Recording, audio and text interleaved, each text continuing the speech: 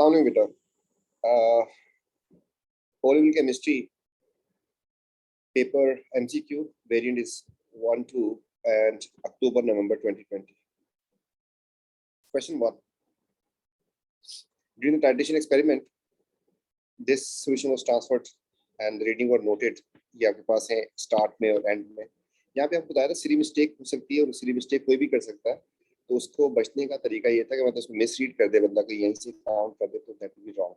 उसका वो बताया था जिस तरफ नंबर इंक्रीज कर रहा हो आप उस तरफ एक एरो खींच दें ताकि इस मिस्टेक से बच जाए।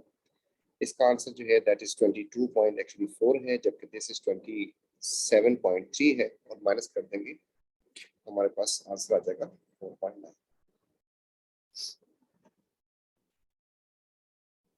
27.3 minus 22.4। सेकंड सेटअप जो है that is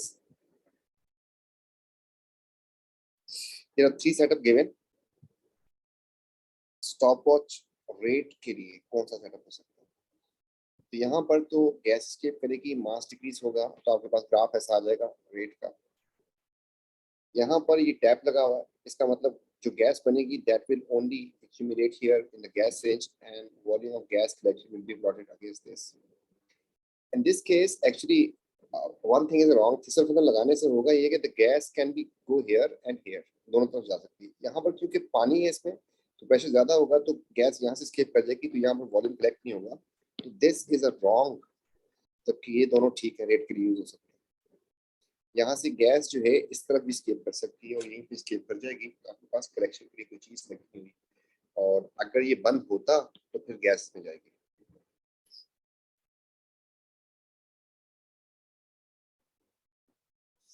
chromatography used to separate identify dye is present, so which statement is correct? Number 1, the dye with RF 1.2 होती नहीं है, हमेशा 1 से कम ही होती है, तो हटा दे इसको। A dye could have different RF value with different solvent. This can be true. How? If you have a chromogram, आपके पास यहाँ पर आपने स्पॉट लगा दिया, यहाँ पर आपके पास डाई थी। फॉर एग्जाम्पल आप जो है सॉल्वेंट जो है इसमें पहले वाटर यूज करते, तो वाटर में जो है इसका ट्रेवल इतना हुआ, तो इसकी और सॉल्वेंट का ट्रेवल इतना हुआ, तो इसमें RF वैल्यू जो है आपकी समझ लें इतनी आ गई, एक्स अपॉन मतलब इसको चलो 10 कर देते हैं तो 5 कर देते हैं तो 5/10 आ गई।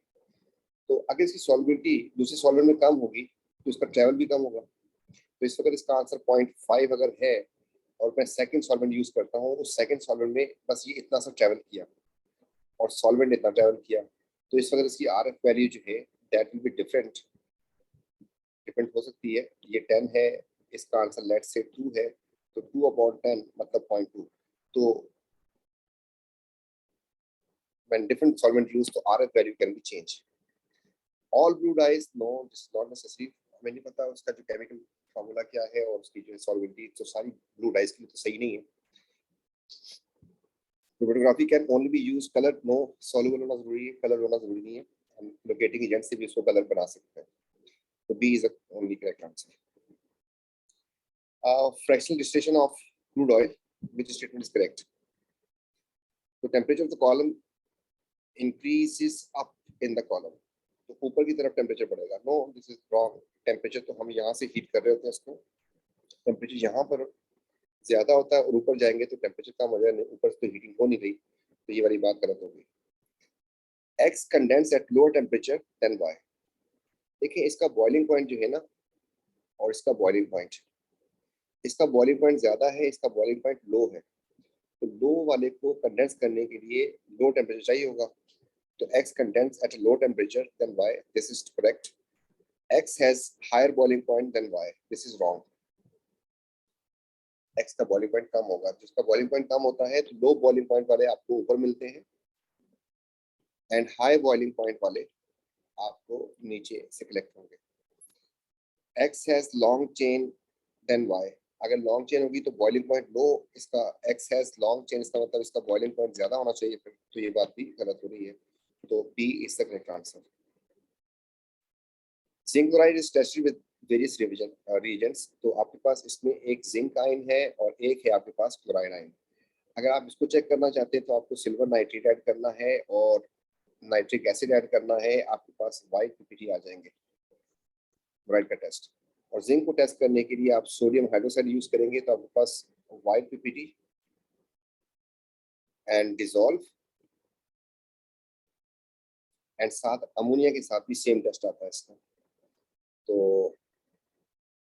Aqueous ammonia give white PPT soluble in excess, तो जिंक का टेस्ट हो गया कंफर्म।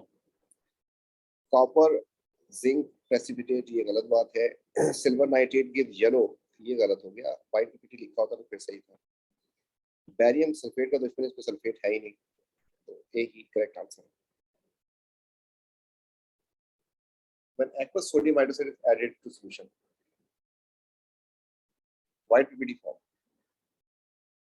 तो इसमें आपके पास white PPT बन रहे हैं, तो white PPT इससे तो नहीं बन रहे आपके पास, ना इसके PPT बन रहे हैं, तो आपके पास white PPT इसके बन जाएंगे दोनों में। फिर वो कह रहे हैं dissolve in excess of sodium, तो इसके इनसॉल्युबल रहते हैं, इसके डिसॉल्व हो जाएंगे, तो A is the correct answer. A sample of gas occupy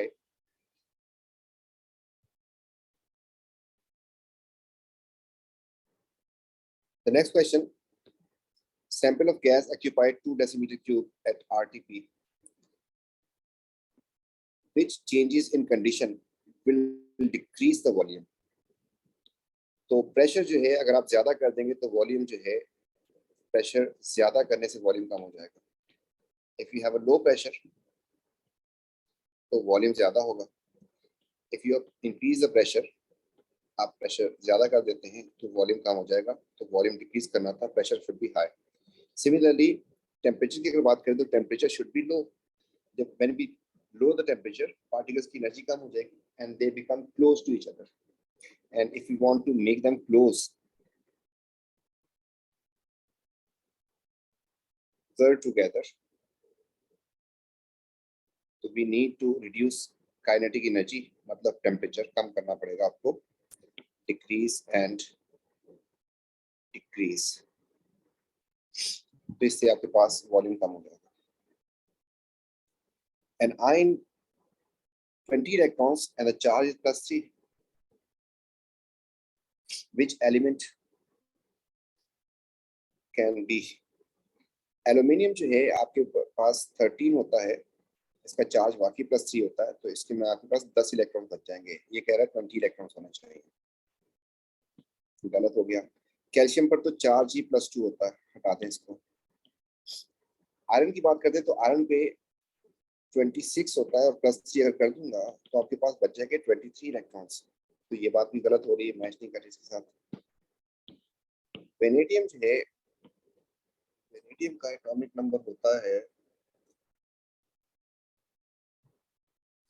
23, +3 अगर कर दो इसमें आपके पास 20 रह जाएंगे इलेक्ट्रॉन्स, और यही आंसर बन रहा है।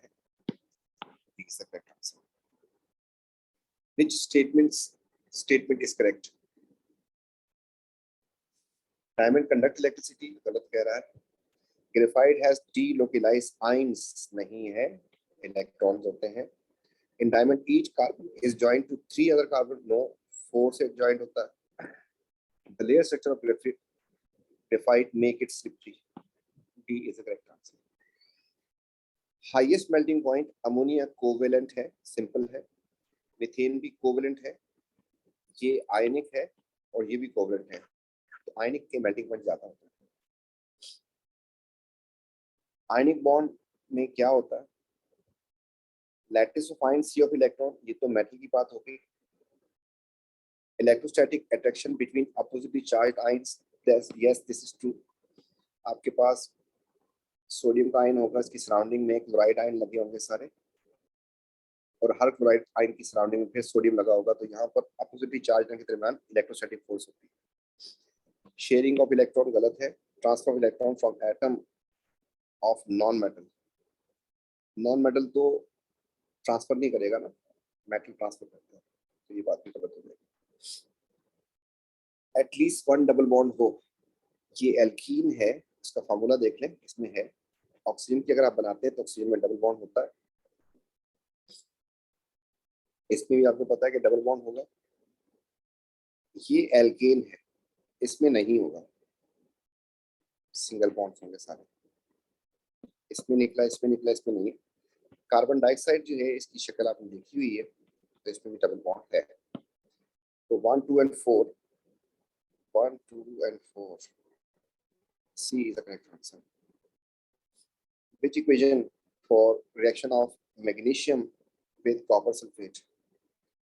तो कॉपर टू सल्फेट का फार्मूला ये है और मैग्नीशियम का फार्मूला ये है, और जब ये रिएक्शन कर जाएंगे बीइंग मोर रिएक्टिव इसको डिस्प्लेस कर देगा, तो कॉपर बाहर चला जाएगा, उसकी जगह पे मैग्नीशियम आ जाएगा, और इनका फार्मूला यही रहेगा क्योंकि चार्ज +2 एंड -2 है इसका भी। सिमिलरली इसका भी -2 एंड +2, तो फार्मूला जो है वो सही होना चाहिए। ये फार्मूला ठीक है, ये फार्मूला ठीक है, यहाँ से ये फार्मूला ठीक है और ये वाला फार्मूला ठीक है, और मैग्नीशियम का फार्मूला जो है आपके सामने है, तो मेरे ख्याल में सिम ऊपर वाला जो है आपके पास मैग्नीशियम, तो सारे फार्मूला ठीक किए हैं इसने, और ये करेक्ट आंसर। ये कट गया इस वजह से, ये इस वजह से क्रॉस हो गया, इसमें कॉपर सल्फेट का फार्मूला गलत दिया हुआ है, ये तो आपके पास ये आंसर बन जाएगा। The sample of magnesium hydroxide has mass this, moles निकालना है, तो simple mole is equal to mass upon mr। तो जा क्या रहा था उसको, ये डाउट था कि आपको शायद फार्मूला नहीं आता किसका, मैग्नीशियम हाइड्रोक्साइड का, तो मैग्नीशियम हाइड्रोक्साइड का फार्मूला MgOH ट्वाइस होता है।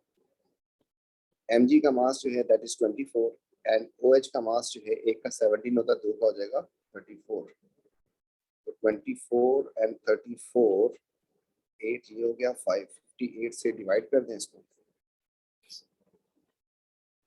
ये बन जाएगा 4.63 divide by 58, the answer is 0.079, which statement is correct?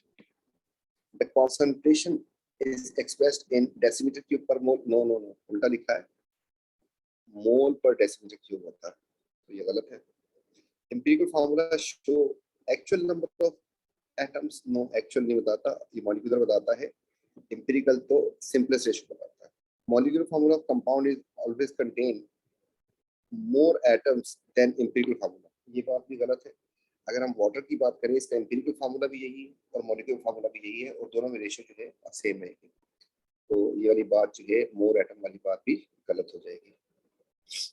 Relative atomic mass, the average mass of an atom from its isotopes and related to 1/12 of carbon per atom. So T is the correct answer. पहली तीनों statement गलत है। ये जो है आपको बता दूं क्या था, जो एवरेज का वर्ड यूज किया, जैसे आपने क्लोरीन का निकाला था ना 35.5, कैसे निकाला था आपने, तो आप निकालते थे इसको, एक का मास 35 था, दूसरे का मास 37 था, एवरेज निकाली थी आपने, इसके 75 पार्टिकल्स थे, इसके 25 पार्टिकल थे, अपॉन 100 कर दिया था, तो आपने एक्चुअली एवरेज निकाली थी, तो ये जो एवरेज से जो निकलता है आपके पास और रिलेट किया जाता है 1/12 कार्बन के साथ। नेक्स्ट क्वेश्चन, मोस्ट एटम किसमें होंगे, अच्छी बात है जी। वाटर का फार्मूला जो है H2O होता है, कार्बन डाइऑक्साइड का फार्मूला CO2 होता है, मीथेन का फार्मूला CH4 होता है, एंड हाइड्रोजन क्लोराइड का फार्मूला HCl होता है। अगर मैं इनमें एटम्स की बात करूं तो मोल भी दिए हुए हैं और हमें एटम्स भी निकालने हैं, इसके मोल्स हैं 0.5, इसके मोल हैं 1, इसका भी है 1 और इसका भी है 2। इसमें एटम्स कितने हैं, एक वाटर में 3 एटम्स होते हैं, तो आपका आंसर आ जाएगा इतने एटम्स हो गए। कार्बन डाइऑक्साइड में आपके पास 3 एटम्स हैं, 2 ऑक्सीजन 1 कार्बन, तो आपके पास इसका आंसर आ जाएगा 3। इसमें आपके पास 5 एटम्स हैं, 8 to 5, तो आंसर आ जाएगा 5। इसमें आपके पास HCl में 2 एटम्स हैं, 2 से मल्टीप्लाई करते हैं, आंसर आ जाएगा 4। उसने कहा मोस्ट एटम किसमें होंगे, ठीक है, तो मोस्ट एटम्स आ जाएंगे आपके पास C में, ठीक है। इसके बाद कह रहा है कि परसेंटेज यील्ड का क्वेश्चन है, उसने कहा कि इतने टन बन गया था, तो यील्ड, तो परसेंटेज यील्ड का फार्मूला एक्सपेरिमेंट की value divide by theoretical value into 100 करना होता है। एक्सपेरिमेंट की वैल्यू इसने बता दी कि 50 टन तो बन गया, इंटू 100 भी लिख दिया। बस ये वाली बात हमें ढूंढनी है। कैसे ढूंढे? कितने टन आयरन ऑक्साइड, मतलब इसके बारे में इंफॉर्मेशन जो है वो ग्राम्स एंड ग्राम पे दी है। और दूसरा आयरन बोला है, इसके बारे में भी इंफॉर्मेशन ग्राम एंड ग्राम में, मतलब मास में दी है, हमने लिख दिया। पहली लाइन इक्वेशन से फिल करनी है। इसका मास mr बन जाएगा, 1 मोल की जगह पे इसका mr लिखेंगे, दैट इज 160, जबकि इस पे 2 मोल है, इसका AR 56 होता है। क्वेश्चन क्या था आपके पास? क्वेश्चन था 80 टन इसके लिए, तो इससे कितना बनेगा, यही आंसर हमें यहाँ प्लग इन करना है। तो 160 से आपके पास 112 बनता है, ये बन जाएगा आपके पास पास पास पास पास पास 56। इसका आंसर, इसका आंसर आ जाएगा हमारे पास 56। 56 हमने यहाँ पे लिख दिया, तो 50 divide by 56, 89.2, 89.2 D is the correct answer. Next question जो है, copper sulphate using copper electrode and anode को प्लॉट किया। एनोड आपको पता है एक्टिव इलेक्ट्रोड है, एंड इट विल डिसॉल्व। जब डिसॉल्व होगा तो उसका मास जो है वो डिक्रीज करेगा, तो डिक्रीज इन मास होगा, C is the correct answer. और टाइम के साथ जो है ग्रेजुअल चेंज होगा, शार्प चेंज नहीं होगा, तो ए इज रॉन्ग।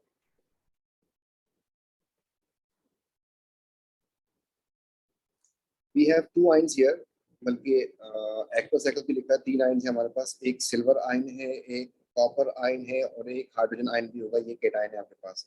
इनमें से कौन डिस्चार्ज होगा, इनिशियली डिपॉजिट कौन होगा? तो जिसकी जो रिएक्टिविटी सीरीज में सबसे नीचे हो, तो सिल्वर विल डिपॉजिट, राइट। अच्छा जी, सेकंड गैप में क्या आना चाहिए? किस इलेक्ट्रोड पे डिपॉजिट होगा? लाजमी सी बात है कि इनको जाना है तो किस इलेक्ट्रोड पे जा सकते हैं? नेगेटिव पे। तो नेगेटिव कौन सा वाला है? वाई। तो वाई पे डिस्चार्ज होगा। Value of activation energy, activation energy कहाँ से होती है? रिएक्टेंट से लेके टॉप तक होती है। तो डिफरेंस क्या आ रहा है? 250 एंड 150। तो द डिफरेंस इज, ऊपर जा रहे हैं 100 होगा तो पॉजिटिव होगा, activation energy is always positive. Magnesium atom to magnesium ion, magnesium atom to magnesium ion, तो ये 2 इलेक्ट्रॉन लूज करता है, and this term loss of electron है आपके पास इस तरफ आ रहे हैं, इसका मतलब कि this process will be termed as oxidation. The process is reduction गलत, रिडक्शन गलत, oxidation oxidation, loss of electron सही है, गेन ऑफ इलेक्ट्रॉन नहीं होता। The equation is given and he says कि it is endothermic reaction, मतलब energy is required for this reaction to take place। इसमें आप देखें कि बॉन्ड ब्रेकिंग हो रही है, ठीक है, ये भी लिख देता हूं मैं, bond breaking. if the temperature is increased, तो एंडो था ये, रिएक्शन आगे जाएगा। तो कह रहा है कि सोल्यूशन मोर एसिडिक हो जाएगा। नहीं, एसिडिक नहीं होगा, क्यों? एच आयन जितने बनेंगे उतने OH भी तो बनेंगे, इनका रेशियो 1:1 का है ना। तो इस वक्त जो है न्यूट्रल है ये सोल्यूशन। क्यों न्यूट्रल है? कि जितने हाइड्रोजन आयन है उतने हाइड्रोक्साइड आयन भी हैं। अगर आपके पास यहाँ पे टेम्परेचर ज्यादा कर देंगे तो ये भी 2 बन जाएंगे, ये भी 2 बन जाएंगे, तब भी बराबर रहेगा। अगर ये 5 बन जाए, ये भी 5 बनेंगे, ठीक है, तो ये बराबर रहेंगे, एसिडिक नहीं होगा, ना एल्कलाइन होगा। ये दोनों बातें गलत हो रही है, क्योंकि दोनों की कॉन्सेंट्रेशन, दोनों के मोल जो है वो इक्वल है।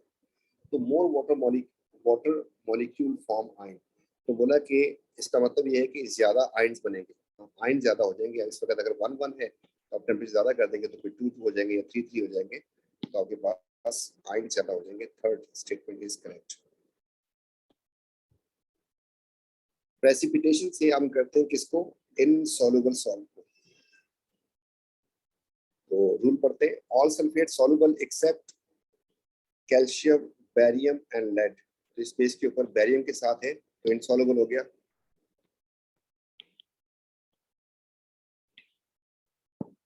दूसरा जो है आपके पास लेड क्लोराइड, तो हम हेलाइड का रूल पढ़ा था, all halide soluble except silver and lead. अभी आपके पास लेड है, ये भी इनसॉल्युबल हो गया, ये भी प्रेसिपिटेशन से होगा। कॉपर क्लोराइड, कॉपर के बारे में तो कोई रूल नहीं था, हेलाइड के बारे में था। All halide soluble except silver and lead. तो ना ये सिल्वर है ना ये लेड है, तो ये सॉल्युबल हो जाएगा। इसको हम प्रेसिपिटेशन से बनाएंगे। सल्फेट के बारे में दोबारा बात करते हैं, तो all sulphate soluble except calcium, barium and lead. तो आपके पास ना ही कैल्शियम है, ना ये बैरियम है, ना ये लेड है, तो ये भी सॉल्युबल निकला आपके पास। ये भी प्रेसिपिटेशन से नहीं होगा, तो 1 and 2।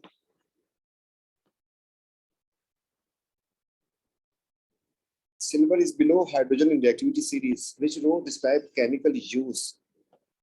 The chemical used method separation used to prepare pure sample of silver chloride. अच्छा जी, silver chloride again एक insoluble salt है, और insoluble salt के लिए हम मेथड कौन सा यूज करते हैं? प्रेसिपिटेशन।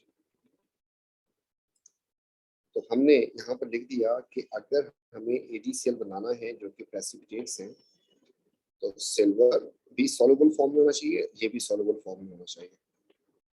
नॉर्मली हम इसके साथ लगा देते हैं nitrate, all nitrate soluble.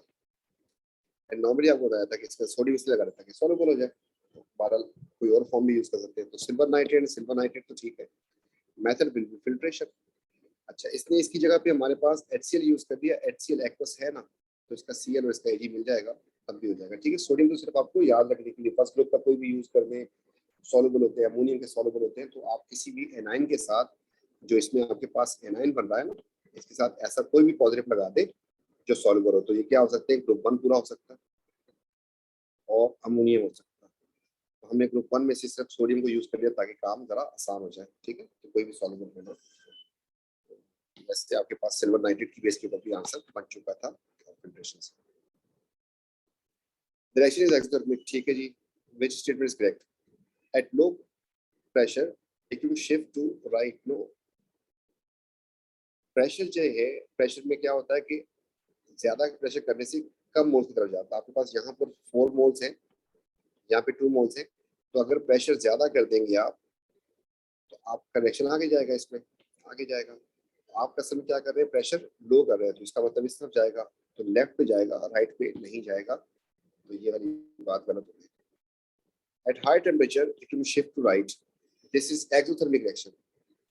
High temperature पे नहीं जाएगा आगे, टेम्परेचर एंडो अगर होता तो आगे जाता। ठीक है, तो ये भी पीछे जाएगा क्योंकि एक्सोथर्मिक रिएक्शन था। Iron catalyst shift equilibrium position to right. Iron catalyst है तो उससे इक्विलिब्रियम पोजीशन पे कोई फर्क नहीं पड़ता। Catalyst. Nitrogen is used, nitrogen used is obtained from air. ठीक है जी, नाइट्रोजन का सोर्स जो है आपको पता है कि फ्रैक्शनल डिस्टिलेशन ऑफ एयर से हम किया करते थे इसको।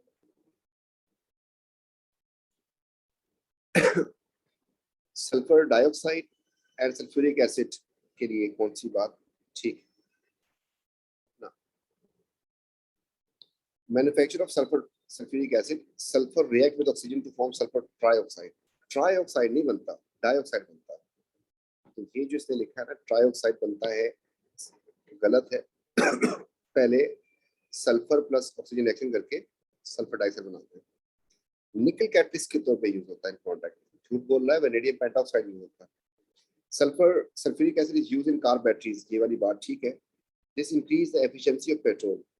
इसका उससे कोई ताल्लुक नहीं है कार बैटरी का। पेट्रोल तो गाड़ी की इलेक्ट्रिसिटी के लिए यूज किया जाता है, बैटरी को स्टार्ट वगैरह करने के लिए, लाइट्स के लिए यूज करते हैं। इसमें इंजन की एफिशिएंसी पे कोई फर्क नहीं पड़ेगा पेट्रोल पे, ये वाली बात गलत हो गई। Use to the use of low sulphur petrol beneficial minimise the formation of acid rain. ठीक है, अगर पेट्रोल के अंदर सल्फर नहीं होगा तो सल्फर डाइऑक्साइड नहीं बनेगी, और अगर सल्फर डाइऑक्साइड नहीं बनेगी तो फिर एसिड रेन भी नहीं होगी। Sulphur dioxide is acidic because it is oxide of non metal, तो ये वाली बात ठीक है।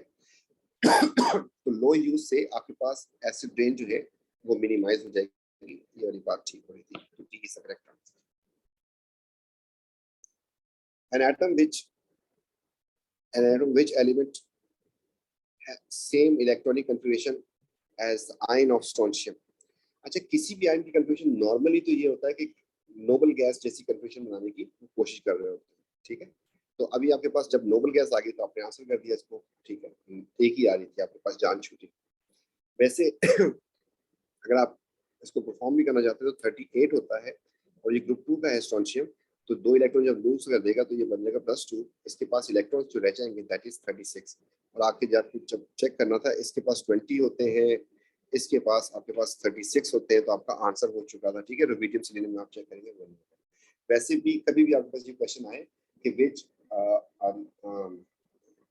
Element has confusion similar to that ion, तो आयन बनते हैं नोबल गैस के हिसाब से, तो कोई भी नोबल गैस उसका आंसर होता है। Metals have high melting points, ठीक है। What is the reason for this? Metals में जो इलेक्ट्रोस्टैटिक फोर्स होती है ना between metal ions and free electrons, उसकी वजह से ऐसा होता है। Joined by strong covalent bond, गलत कह रहा है। Strong attraction between negative ions, negative ion नहीं होते। अट्रैक्शन बिटवीन नेगेटिव आयंस नहीं होते। Strong forces between positive ions and delocalized electrons, D is the correct answer. 29. What happens when strip of silver is immersed in copper sulfate? तो हमने लिखा copper sulphate और यहाँ पे लिख दिया सिल्वर। क्या ये इसको डिस्प्लेस कर देगा? तो सिल्वर इज लेस रिएक्टिव, तो ये इसको डिस्प्लेस नहीं करेगा, no reaction will take place. Four metals are given. Four metals and hydrogen are arranged according to their reactivity. Which statement is correct? Aluminium is formed when aluminium oxide is heated with hydrogen. ना smelting से ये होते हैं, जबकि ये electrolysis से होंगे, तो ये वाली बात गलत है। Copper displace zinc from zinc sulphate, तो ये बोल रहा है, बता देता हूँ, तो ये कह रहा है कि जिंक सल्फेट से हम कॉपर को रिएक्शन करवाएं तो कॉपर जिंक को डिस्प्लेस कर देगा। No, copper is less reactive, ये नहीं कर सकता, ये भी गया। Copper is form when copper oxide is heated with hydrogen, तो ये स्मेल्टिंग से हो सकता है। कॉपर ऑक्साइड को अगर मैं हाइड्रोजन से हीट कर दूं तो ये कह रहा है कि ये बन जाएगा, दिस इज ट्रू, स्मेल्टिंग से ये काम हो सकता है। C is the correct answer. When added to water, aluminium form positive ions more readily than potassium. ना पोटेशियम ज्यादा रिएक्टिव है एल्यूमिनियम से, तो पोटेशियम जल्दी करेगा, ये वाली बात भी गलत हो रही है। Aluminium is extracted using electrolysis.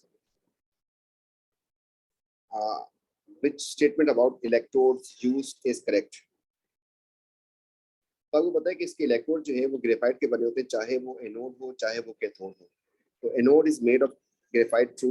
Anode is made of steel, गलत है। Cathode is made of bauxite, गलत है। कैथोड इज मेड ऑफ ट्राइबाइट, गलत है। ये ही करेक्ट आंसर बन जाएगा इसका।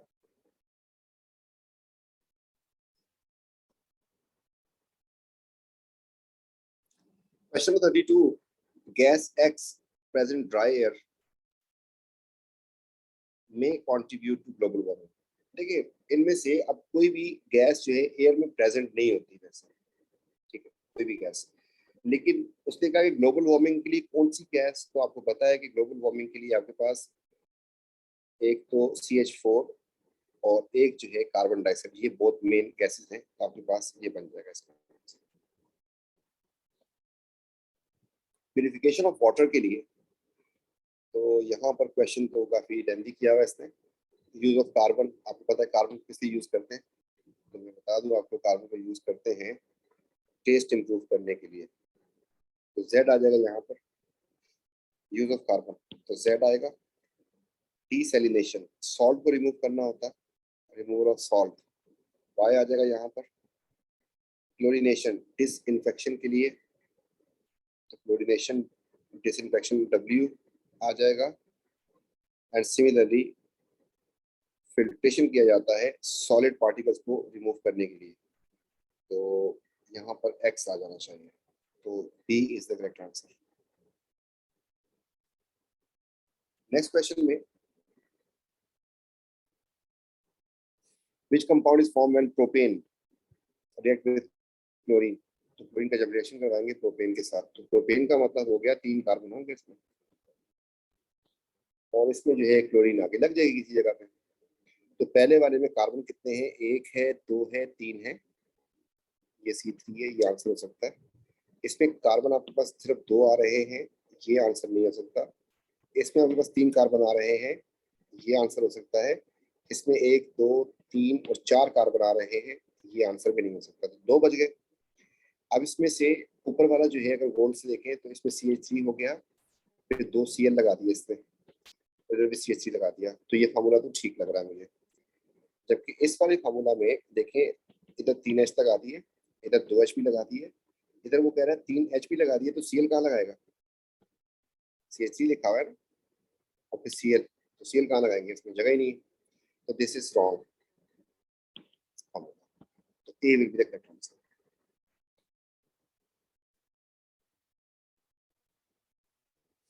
Hydrocarbon this undergo number of chemical reaction, ठीक है, in which reaction carbon to carbon single bonds are broken.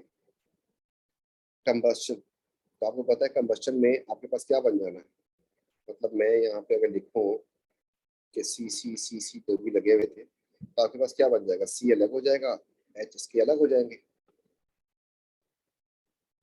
और CO2 बन जाएगा, NH2 बन जाता है कंबस्शन में, ऐसे ही होता है। तो इसमें आपके पास ये सारे बॉन्ड टूट जाते हैं। तो उसने कहा कि कार्बन कार्बन बॉन्ड कहाँ टूटते हैं, तो कंबस्शन में टूटते हैं। हाइड्रोजनेशन में बॉन्ड नहीं टूटते। ये आपके पास कार्बन कार्बन सिंगल बॉन्ड भी था इसमें फॉर एग्जाम्पल, और आप इसमें अगर हाइड्रोजन ऐड कर देंगे तो इसका सिंगल बॉन्ड को कुछ नहीं हुआ, सिंगल बॉन्ड सिर्फ कंबस्शन में ही टूट सकते हैं।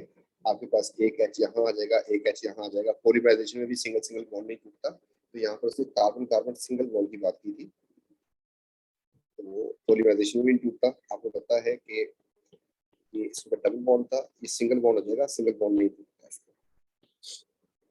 स्टीम के साथ जो रिएक्शन होता है तब भी नहीं टूटता। आपके पास बस ये डबल बॉन्ड से सिंगल बॉन्ड हो जाएगा, और एक जगह पे H एक जगह पे OH आ जाएगा। तो ये भी गलत है, ये भी गलत है। ये इज द करेक्ट आंसर। 36 दो स्ट्रक्चर्स दिए आपको P and Q, और कह रहा है कि अनसैचुरेटेड कौन सा है जिसमें कार्बन कार्बन डबल बॉन्ड हो, तो अनसैचुरेटेड आपके पास आ जाएगा ये।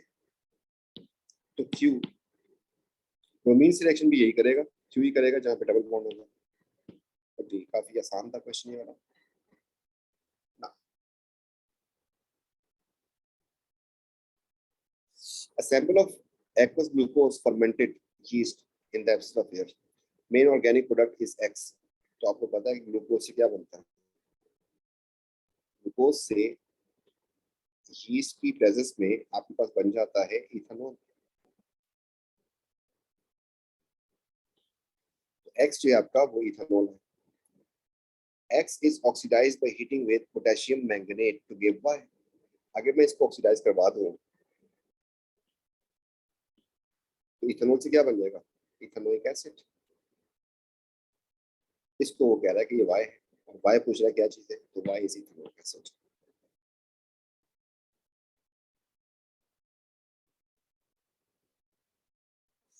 क्वेश्चन नंबर 38 लुक्स डिफिकल्ट लेकिन है नहीं डिफिकल्ट, आसान।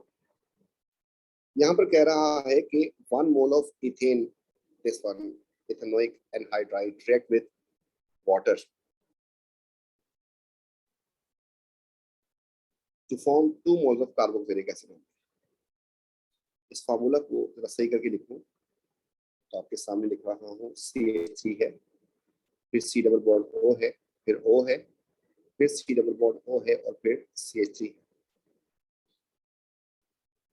तो कहाँ से कट करते थे, अगर आपको याद हो, यहाँ से हम आ गए, इस तरफ देखा तो आपके पास कार्बन है, इस तरफ देखा तो कार्बन नहीं है, तो जहाँ भी कट लगा दें, तो आपने यहाँ पर लेफ्ट से कट लगा दिया। उसके 2 टुकड़े बन जाएंगे, एक बन जाएगा CH3 CO एंड O, जबकि दूसरा जो टुकड़ा बन रहा है that is CH3 and CO। अब वाटर के भी 2 टुकड़े होंगे, H एंड OH। अब आपको बताया था कि OH कहाँ जाता है, तो OH जो है वो आ जाएगा इसके पास, और H आ जाएगा इसके पास। तो असल में आपका एक वाटर का मॉलिक्यूल जो है उससे आपके पास 2 इथेनोइक एसिड बन चुके हैं। अच्छा जी, वाटर के मॉलिक्यूल कितने यूज होंगे, वाटर का मॉलिक्यूल एक और एक यूज होगा, ये तो ऑप्शन कट गए। तो रुका नहीं यहाँ पे, वो कह रहा है कि how many moles of water react with this and what is the structure of ester? Ester कैसे बनाया उसने? This carboxylic acid react with ethanol. तो आपके पास यहाँ पर कितने कार्बन का एसिड आ रहा है? 2 कार्बन का।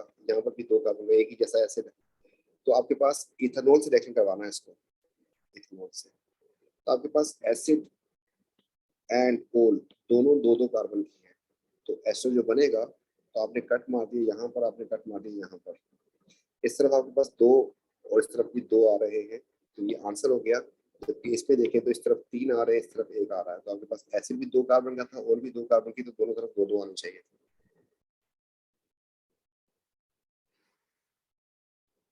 39 burning of polymer atmospheric pollution, which polymer?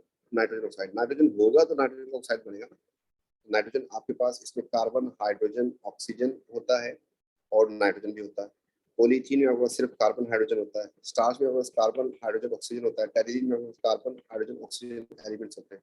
तो जिसमें नाइट्रोजन होगा उसी में तो नाइट्रोजन ऑक्साइड बनेगा जलने पे। तो ए इज द आंसर। ये पॉलीमर है। Identify the polymerisation. आपको नजर आ रहा है कि लंबी चेन में कार्बन कार्बन लिंकेज है, तो एडिशन पॉलीमर हो गया। सीधा सीधा एडिशन पहचान लिया। अगर इसका मोनोमर बनाना है तो आपको क्या बताया था कि इसका डबल बॉन्ड जो है ये साइडें खत्म करें और बीच में डबल बॉन्ड लगा दें। तो आपने ये इसका बना दिया मोनोमर। ये बन जाएगा CH2 और ये बन जाएगा CH3। तो इनमें से आपके पास ये कंपाउंड होना चाहिए था। तो आप देख लें कि यहाँ पर डबल बॉन्ड होना चाहिए, इस पे नहीं है डबल बॉन्ड। ये काट दें तो सही है। इसी को C2H5 करके लिख दिया इसने।